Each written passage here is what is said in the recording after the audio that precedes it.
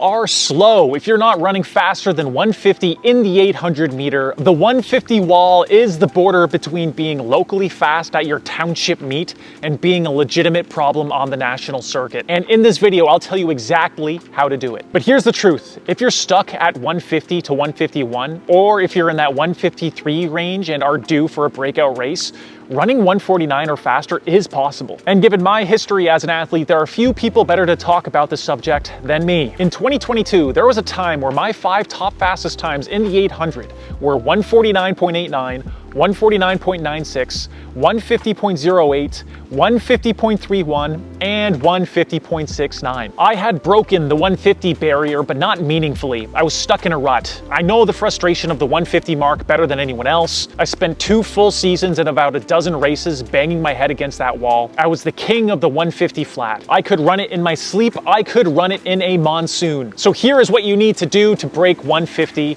at your next track meet. Let's start on race day and then work backwards. One of the most common questions I get asked about breaking 150 is, what shoes do you wear on race day?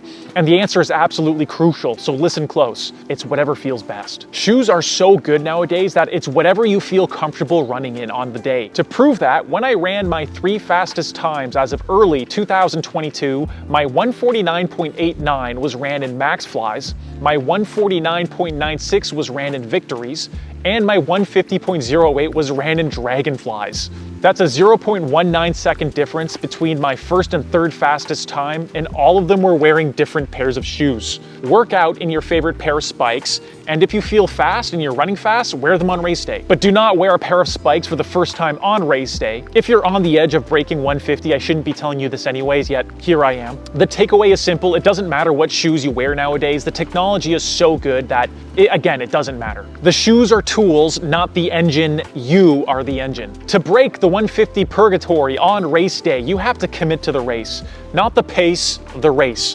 When you break 150, how it will happen will not be like how you expect it. The race you have in your head will not play out identical to what actually happens. There will be a part of your race day that you did not expect to happen, yet it will become reality. Whether it's your race being an hour late, 3 of your competitors DNSing, the first 400 meter being slower than you imagined, the key is to stay calm, execute, and adapt. When I first broke 150, I went out in 53.0. When I first ran 147, I went out in 53.3, even slower. So don't let the first lap dictate the rest of your race. Adapt. Make a strong move, but be patient. Don't panic, follow the pack. If you're following the pack, you're committing to the race. You'll know exactly when to go, so trust yourself. If, however, you're the best athlete in the field, which is a common occurrence, and you're leading the whole race, you have to commit to the pace a little bit more. I've had on many occasions felt off on the first lap and then somehow felt better on the second lap, considering it was the second lap of an 800. If you're going to commit, make sure you don't overcommit the first 200 meters. Don't take your foot off the throttle between 200 and 400, which I see so many people do. And then commit between 400 and 600 and make sure you don't slow down too much. And last, but most importantly, have something left for the last 200 and it will just take care of itself. Really quick, if you look like this while you're watching my YouTube video, please like and subscribe. Back to the video. But before race day, you have to taper. This is where ambition is the middle distance runner's Achilles heel. They get to the peak season, see the big races on the calendar, and they run harder and longer than they should in anticipation. They think one more hard session will make them faster, and they end up making themselves just tired instead. Don't train through your races, taper. It's going to suck. It always feels like you're underworking. You're going to feel twitchy, anxious, and maybe even a little bit heavy.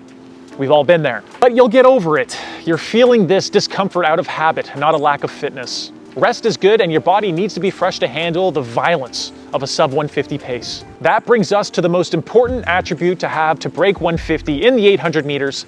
It's not toughness, it's not foot speed, it's consistency. Have you had consistent training and recovery up until your race? You can run a workout that indicates a 146 performance and go to the starting line and run a 152 because you were playing Fortnite for 3 nights in a row beforehand. You can also run a stellar workout, get your sleep, and still run 152. And the reason is that even though you are judged by your fastest race, your body improves and performs over the work you've accumulated over time. And work includes working out and recovery.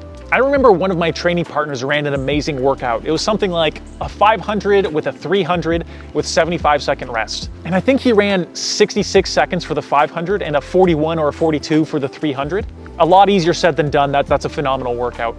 This athlete had a personal best of 151 at the time, and he was gung-ho about running 149 or faster, especially after this workout. His next race was another 151. Needless to say, he was very disappointed and couldn't understand why he didn't run faster given his kick-ass workout a few days before. Especially because I ran a similar workout to him and ran 148 when he ran 151. And the answer was this was his first time running a sub 150 quality workout. I don't know why this is. Maybe some sports scientists could tell you the physiology behind it, but your body doesn't respond to race day to one-off workouts. Meaning, if you had two athletes, and athlete 1 ran 5 148 indicator workouts, and athlete 2 ran 4 150 indicator workouts and 1 146 indicator workout, athlete 1, who ran 5 148 workouts, 90% of the time will run faster. And this is because of his consistency.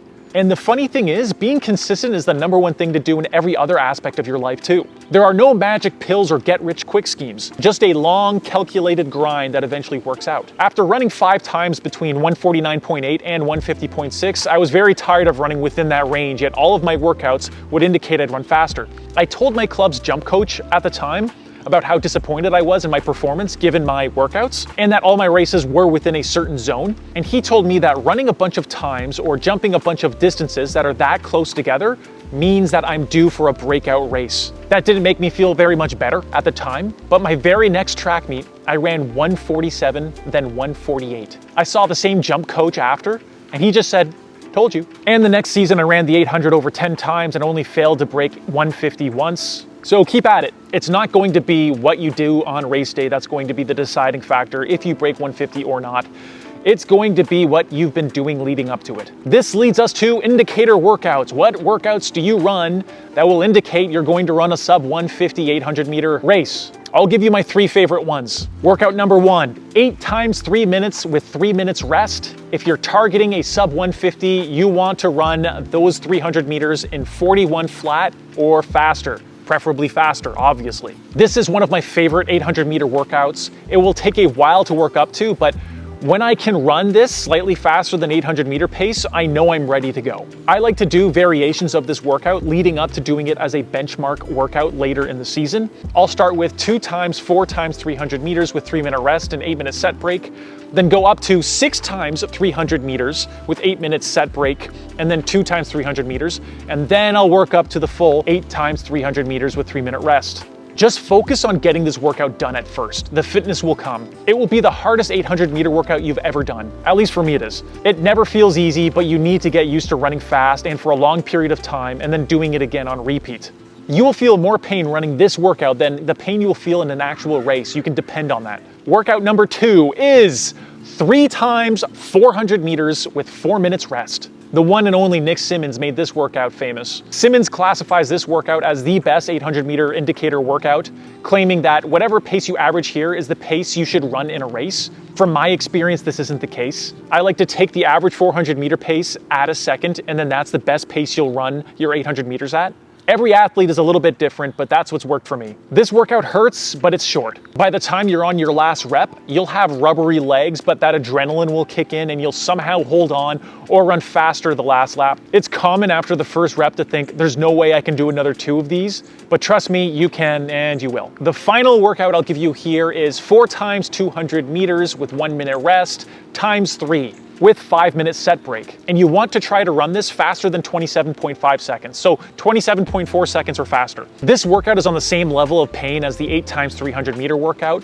Again, this workout is so intense. I work my way up to it in the season. First, I might do 2 times 4 times 200 meters. Then I might do 2 times 4 times 200 meters, and then 2 times 200 meters.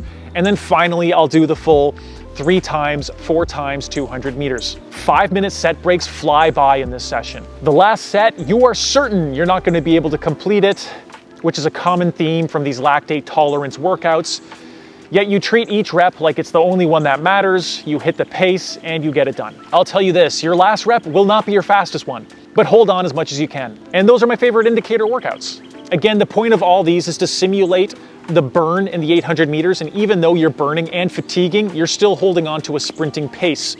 And this is the kind of training that is the most painful. So make sure you're heading into them well rested with your final rights read to you. As for mileage, the 800 meter is such a diverse group of body types and physiology that it's hard to say the exact amount of mileage you should do to break 150. I know for me, leading up to my 147.84 breakout race, I was not doing much mileage at all. Maybe 20 to 25 miles per week, but I was hitting the elliptical for cross training a lot. Others who are more aerobic based might run 90 miles per week. It all depends on the kind of training you're doing and what kind of athlete you are. And there you have it. Breaking 150 isn't about finding a magic shoe or a secret training plan. It's about being honest with your body type, hitting your indicators, and having the courage to rest when your ego wants to work. Stay patient, trust the taper, and that surprise race will come. Don't be afraid to let that 150 guy die so the 147 guy can be born. And on that note, I'll see you guys next time.